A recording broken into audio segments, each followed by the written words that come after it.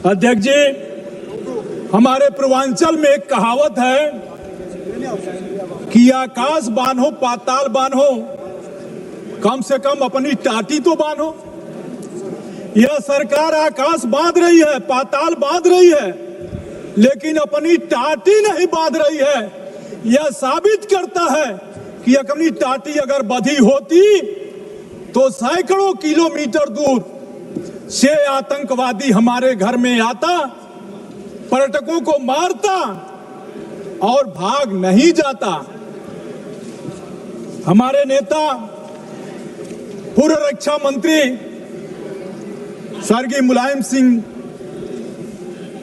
यादव जी, सुभाष चंद्र बोस के बाद देश में किसी एक नेता को नेताजी कहा गया तो वह स्वर्गीय मुलायम सिंह यादव जी थे।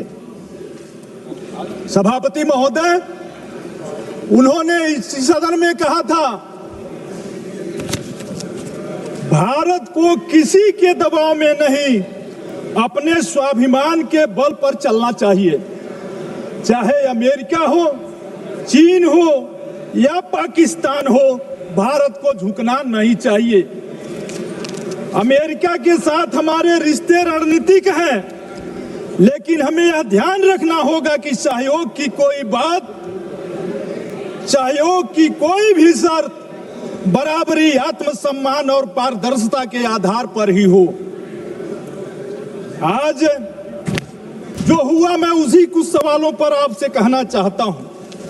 हमारे घरेलू नीति और विदेशी नीति कैसी होनी चाहिए?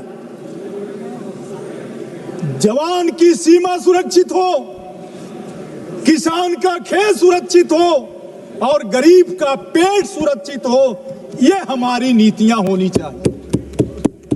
लेकिन हुआ क्या? जो सवाल सामने उठकर आए, मैं कहना चाहता हूं, माननीय रक्षा मंत्री जी ने इसी सदन में कहा है कि हमने 100 आतंकवादियों को मारा। चलिए, इसका स्वागत है, लेकिन उस 100 आतंकवादियों में वो 4 आतंकवादी मारे गए कि नहीं मारे गए जो पहलगाम की घटना किए थे, यह सवाल नहीं आया। उनका नाम कब तक आएगा, यह देश जानना चाहता है। घटना 22 को होती है, 22 अप्रैल को। सभापति महोदया, 22 को घटना होती है। ऑपरेशन सिंदूर 17 दिन बाद होता है। होगी कोई परिस्थिति? देश क्या चाहता था? आतंकवादियों की मंशा कितनी खराब थी? उनकी मंशा यह थी कि हम धर्म पूछकर मारेंगे और भारत में दंगा भड़क जाएगा।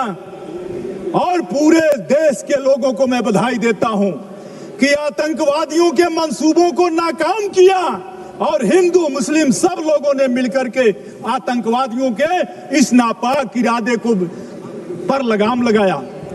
मैं कहना चाहता हूं कि आज आतंकवादियों ने जिस तरह की घटना की, उस घटना के सवाल पर सरकार के जो पक्ष आए, सभापति महोदया,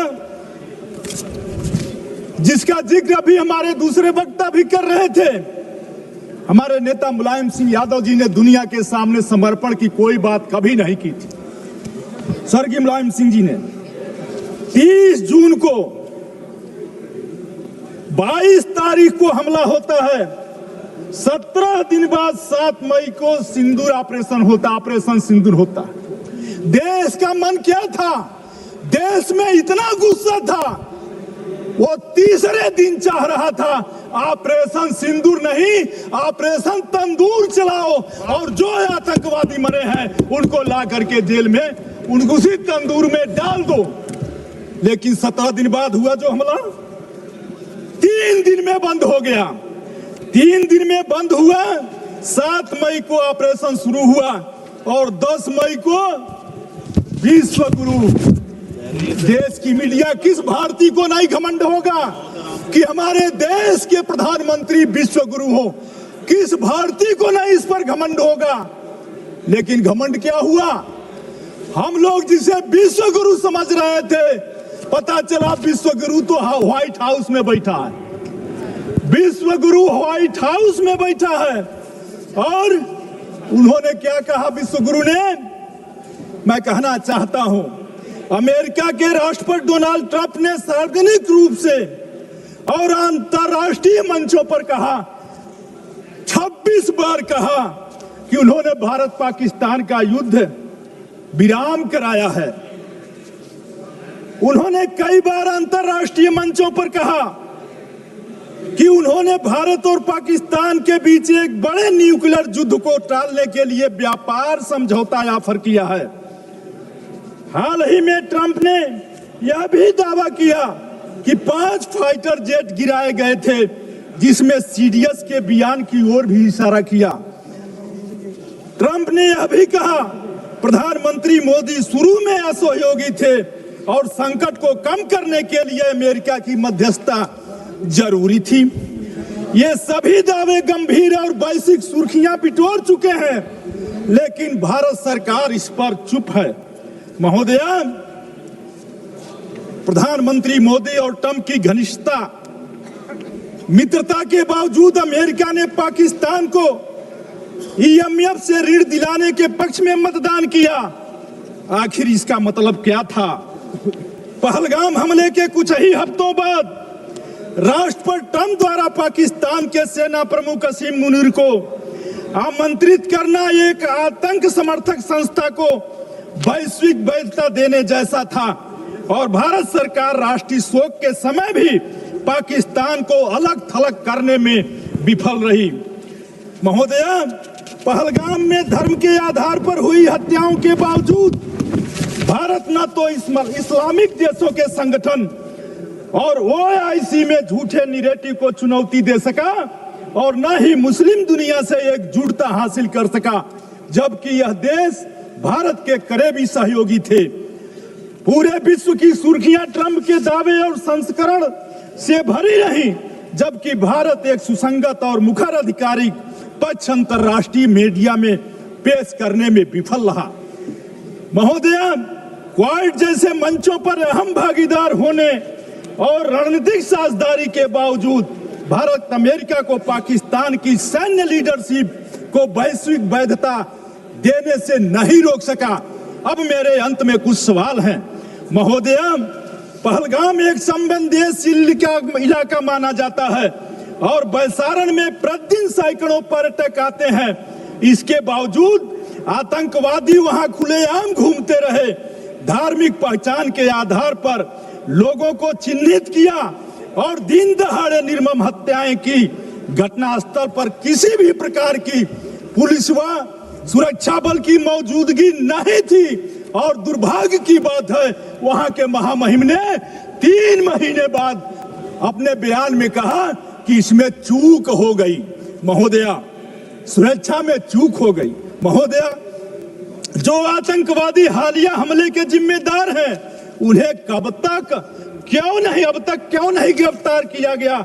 जब सरकार बहु एजेंसी ऑपरेशन, ड्रोन निगरानी और हवाई नियंत्रण का दावा कर रही है, तो फिर ये आतंकवादी जिलों में लगातार कैसे घूम रहे हैं?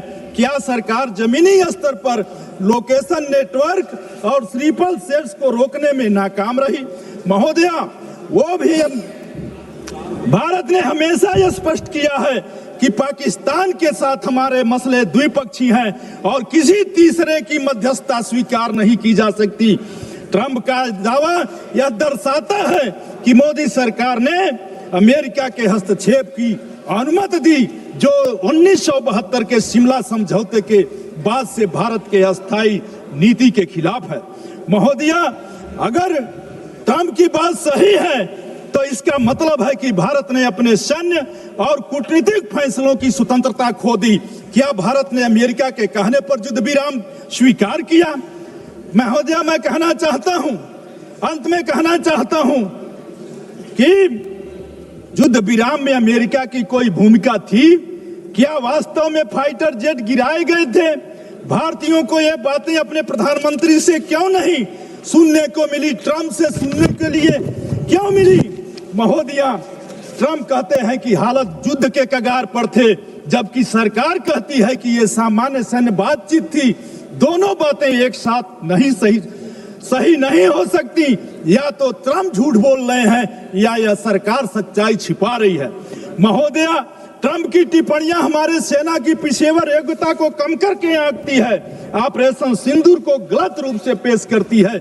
अगर वास्तव में कोई जेट गिराए गए तो जनता को बताया जाना चाहिए। अगर ऐसा नहीं हुआ तो सरकार की रिकॉर्ड ठीक क्यों नहीं कर रही है। महोदया, बयानबाजी ने ट्रम्प की भाषा और बयानबाजी ने एक बार फिर भारत और पाकिस्तान के एक साथ जोड़ दिया। इसलिए मैं अंत में कहना चाहता हूं कि सारे कुछ हो जाने के बाद अगर हमारा हमला सही था तो फिर दुनिया के 32 देशों में 59 सदस्य प्रतिनिधि मंडल गया। अगर हमारा ऑपरेशन सही था तो फिर दुनिया में क्यों हम गए थे, और अगर गए थे तो उससे क्या लाभ हुआ, यह मैं आपसे जानना चाहता हूं। इन्हीं शब्दों के साथ आपने समय दिया, बहुत बहुत धन्यवाद, बहुत बहुत धन्यवाद।